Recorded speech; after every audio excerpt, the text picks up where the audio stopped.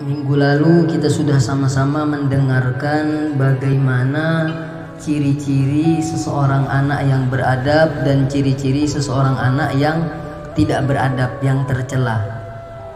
Jadi intinya kemarin itu, biasakanlah anak-anak kita atau diri kita datang ke tempat-tempat yang baik. Jangan dibiasakan datang ke tempat yang tidak baik itu dijadikan target buat kita. Misalnya kalau liburan kita kemana, misalnya kita ngomong sama anak kita, nak kalau liburan kita kemana, misalnya liburan ke pantai misalnya. Nah itu namanya target.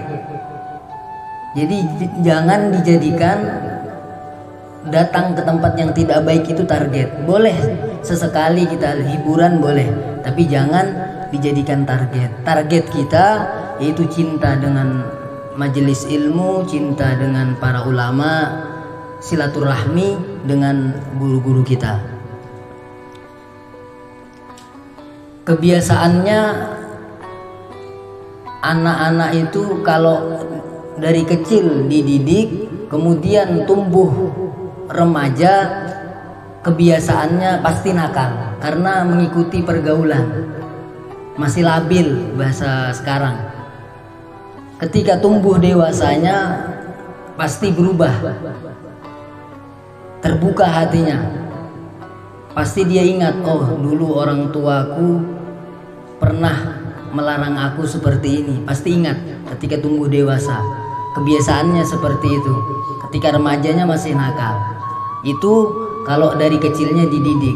Tapi kalau dari kecilnya tidak dididik, ketika tumbuh remaja nakal, tumbuh dewasanya pasti lebih nakal. Tapi ada lagi yang lebih bagusnya lagi, ketika kecilnya dididik, ketika remajanya bagus, ketika dewasanya lebih bagus lagi. Tapi kalau kebiasaannya remaja masih nakal-nakal biasanya, karena pergaulan di SD masih. Jadi seperti itu. Jadi dari kecil kita didik anak-anak kita sesuai dengan ajaran yang diajarkan oleh baginda Nabi besar Muhammad sallallahu alaihi wasallam. Kita masuk ke pasal yang keempat, yajibu ayyata'addabal waladu min sigorihi. Wajib beradab seseorang anak mulai dari kecil. Nah yang pasal keempat ini cuman kisah aja. Pengarang kitab ini mengisahkan suatu cerita. Bismillahirrahmanirrahim. Ahmadu waladun sogir lakinnahu adibun walihadza yuhibbuhu abuhu wa huwa aidan yuhibbu su'al an kulli syai'in la yafhamu. Jadi beliau mengisahkan Ahmadu waladun sogir. Ada seseorang anak bernama Ahmad. Anak Ahmad ini masih anak yang kecil, masih kekanakan. Lakinnahu adibun. Tapi anak ini, si Ahmad ini mempunyai adab, mempunyai akhlak yang baik. Walihadza yuhibbuhu abuhu. Karena si Ahmad ini mempunyai adab yang baik, maka bapaknya cinta kepada Ahmad. Jadi karena dia mempunyai adab yang baik, mempunyai akhlak, bapaknya cinta dengan si Ahmad tadi, si anaknya tadi. Wa huwa aidan yuhibbus su'al an kulli syai'in la yafhamu. Dan si Ahmad ini juga suka bertanya daripada tiap sesuatu yang dia tidak paham. Jadi setiap apa yang dia tidak paham, dia selalu tanyakan kepada siapapun.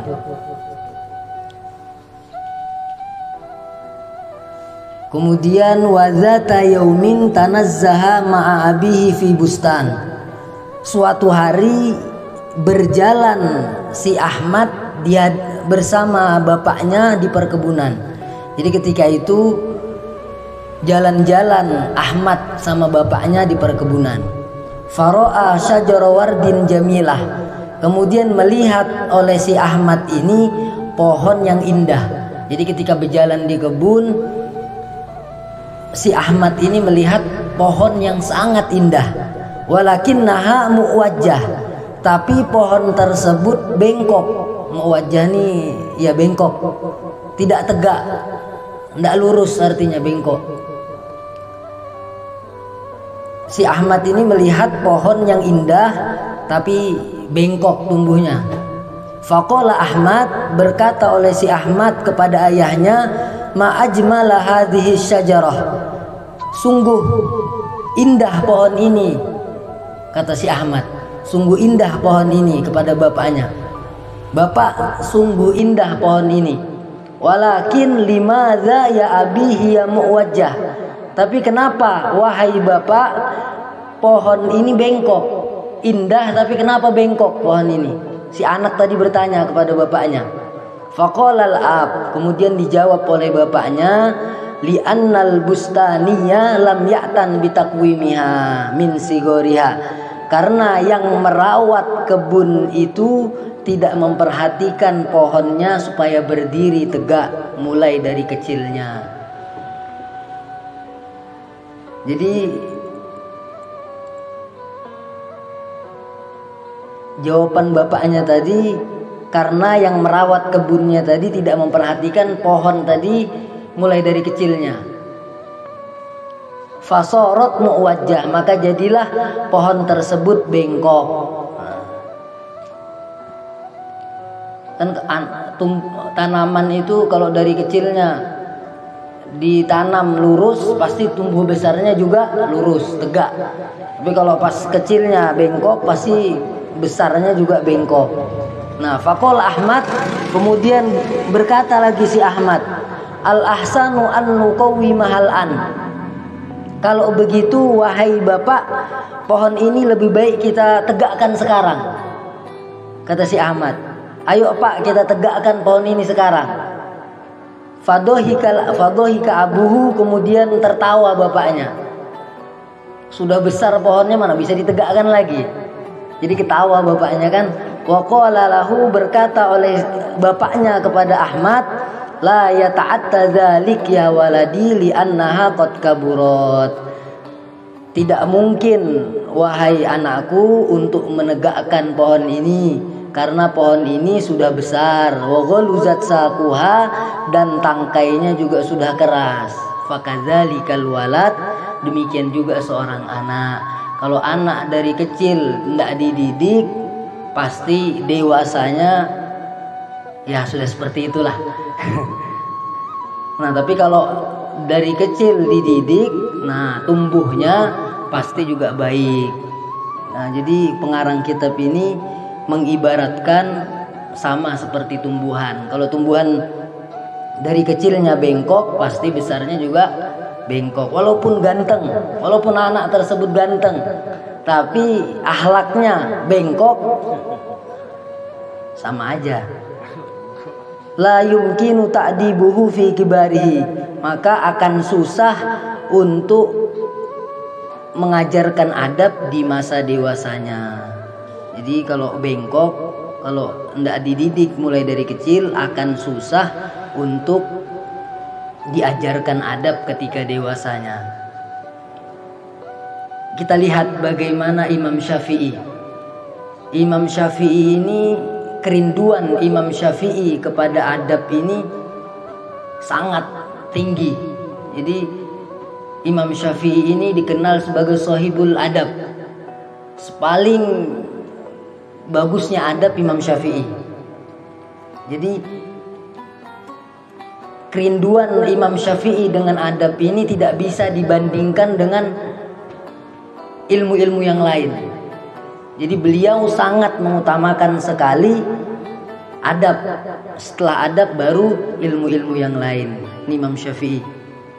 Kemudian pernah Imam Syafi'i ditanya sama seseorang, bagaimana engkau mencari akhlak? Bagaimana engkau belajar adab?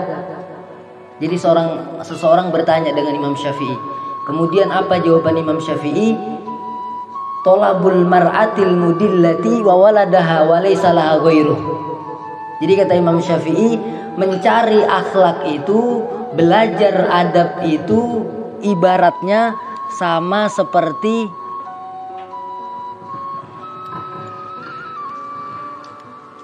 Jadi kata Imam Syafi'i, mencari akhlak itu, belajar adab itu sama seperti ibu yang kehilangan anaknya.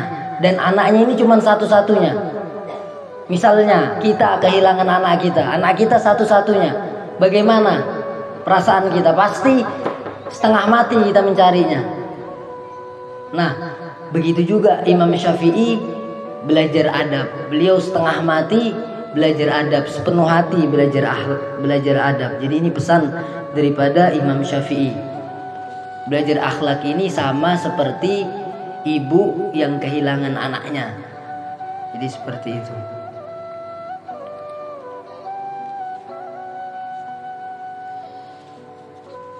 Beliau juga kalau ada yang guru-guru yang mengadakan pelajaran adab, walaupun di pelosok-pelosok beliau datangi.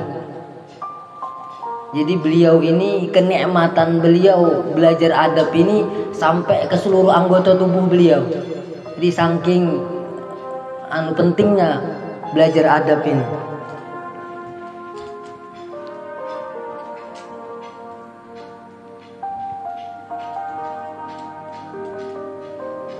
Tapi tetap ilmu-ilmu yang lain juga tidak kalah penting. Jadi walaupun adab tadi lebih utama, tapi ilmu-ilmu yang lain juga tidak kalah pentingnya. Tapi adab ini yang lebih diutamakan. Kemudian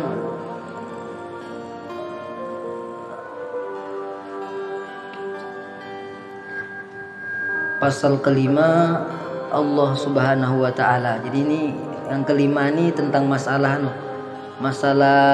tauhid sedikit, tapi tauhid dasar aja.